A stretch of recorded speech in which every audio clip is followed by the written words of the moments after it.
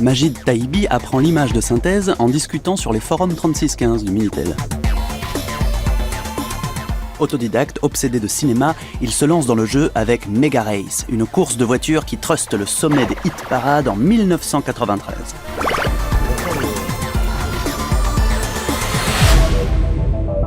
Voici les darons du jeu vidéo. Ils ont fondé une industrie nouvelle, ils ont idolâtré leur joystick et maudit les pannes d'électricité.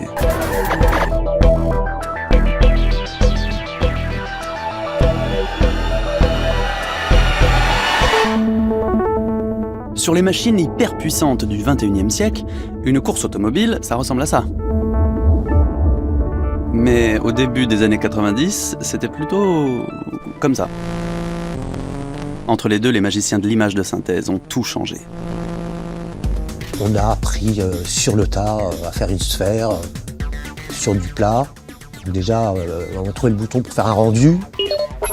On a vu qu'on pouvait appuyer sur Shadow et qu'on pouvait mettre des reflets et des carreaux blancs et noirs.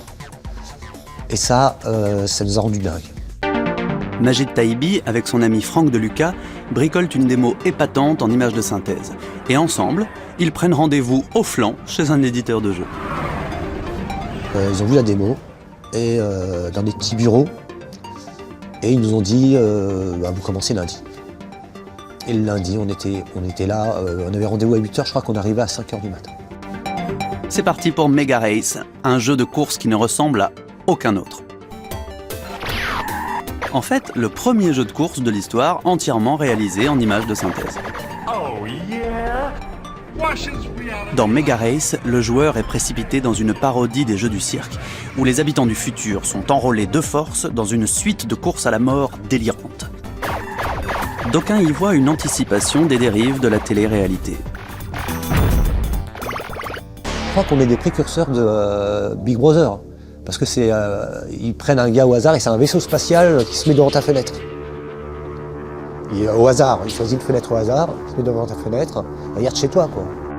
Dans Mega Race, il y a des méchants qui conduisent des voitures qui lancent des missiles. Plus il y a du suspense, plus le thriller meter monte parce que le téléspectateur, voilà, donc ça fait monter les points et tout. Il y avait tout un concept comme ça. Take a look at this. You know what that is? Sure you do, with the thriller. Il y a des séquences à la Blade Runner et un présentateur irritant. All around us are armies of robots making armies of robots making armies. There's one over there. Hey, you! Get back to work or I'll take out my can opener! Attention, Mega Race! Ah, Mega Race, c'était un jeu qui envoyait du pâté. Quand tu voyais déjà un homme avec une énorme calvitie et un front plus grand que le mien à l'arrière de la boîte, tu disais ça y est. Les jeux vidéo peuvent faire des graphismes pareils qu'au cinéma, c'est incroyable, je suis rassuré. J'ai bien fait d'acheter un PC des milliards d'euros. Et du coup, Mega Race, il avait ce côté assez fascinant, genre, attends, c'est mon PC qui crache ces images. Encore une fois, ces espèces de vieilles vidéos compressées en early 3D, ça donnait un cachet assez incroyable avec le côté un petit peu les grosses voitures, la calvitie, tout ça. Ça parle à beaucoup de gens en ce moment. Et déjà, avant même que le jeu sorte, ils disaient, bon, là, les gars, ils sont en train de faire un truc qui défie les Américains. C'est une époque où vraiment la technologie française, la French Touch, laisse les Américains baba, quoi.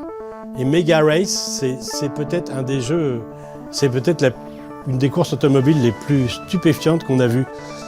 Il y a un gars de Génération 4 qui a dit, dans ce jeu, il manque plus qu'un truc, c'est que ça fasse le café. Ça m'a fait plaisir. Et combien de temps ça prenait pour rendre un circuit ? Je sais que les patrons nous envoyaient en Floride 1 ou 2 semaines, le temps que ça calcule.